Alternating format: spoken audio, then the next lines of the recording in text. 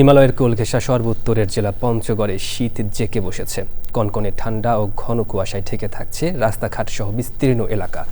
শীতপ্রবণ এই জেলায় প্রতিবারের ন্যায় এবারও শীতার্ত মানুষের পাশে নববর্ষের উপহার হিসেবে শীতবস্ত্র নিয়ে এগিয়ে এসেছে ট্রাই ফাউন্ডেশন। রহমান মুকুলের পাঠানো তথ্য ভিডিওচিত্রে আল মুকসিদের রিপোর্ট। পঞ্চগড় হিমালয়ের পাদদেশে হওয়ায় এবারের শীতে কাহিল হয়ে পড়েছেন খেটে খাওয়া অসহায় মানুষেরা। পঞ্চগড় পৌরসভার বিভিন্ন এলাকায় শীতার্ত ও অসহায় মানুষের মাঝে কম্বল বিতরণ করেছে ট্রাই ফাউন্ডেশন। দরিদ্র মানুষজন হাতে কম্বল পেয়ে আনন্দিত। যারা দিচ্ছে তাদের আল্লাহ ভালো করুক, খুবই ভালো। প্রতি বছরে যেন আমাকে কম্বল দেয়। ঠান্ডাতে একটা কম্বল পাইছি, আমি খুব উপকার পাইছি।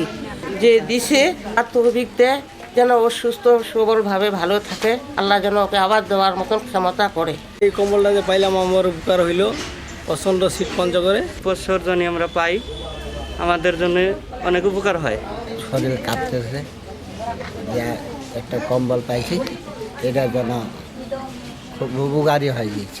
আর যারা কম্বল দিচ্ছে তার জন্য আমরা আল্লাহর জন্য দোয়া করি, সেই জন্য আগামীতে আরও কম্বল দিতে পারি। 2 দশকেরও বেশি সময় ধরে বিভিন্ন জেলায় শীত মৌসুমে গরম কাপড়, কম্বল বিতরণ ছাড়াও ঈদ আনন্দ ভাগাভাগি, খাদ্য সামগ্রী বিতরণ ও নানা সংকটময় মুহূর্তে অসহায় মানুষের পাশে সহায়তার হাত বাড়িয়ে দিয়েছে ট্রাই ফাউন্ডেশন।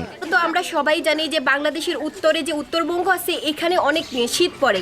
তো এখানের মানুষ শীতের জন্য অনেক হাহাকার। শীতার্ত মানুষদের মধ্যে শীত বস্ত্র দেওয়ার জন্য ট্রাই ফাউন্ডেশনকে অনেক অনেক ধন্যবাদ।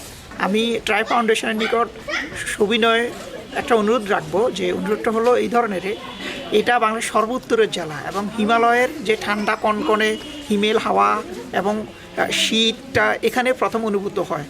তাই এইখানে আরও বেশি মানুষকে যদি সম্পৃক্ত করা যায়, এই ধরনের উদ্যোগ এখানে যারা এই ট্রাই ফাউন্ডেশনের সাথে পঞ্চগড়ে যারা সম্পৃক্ত, ওনাদেরকেও ধন্যবাদ জানাচ্ছি এবং ট্রাই ফাউন্ডেশনকেও ধন্যবাদ জানাই যেন এই ধরনের উদ্যোগটা অব্যাহত রাখে। তীব্র শীতে দেশের প্রত্যন্ত অঞ্চলে শীতার্ত ও অসহায় মানুষের পাশে এসে বিত্তশালীদের দাঁড়ানোর আহ্বান জানিয়েছে ট্রাই ফাউন্ডেশনের সদস্যরা। আল মুকসিদ, চ্যানেল আই।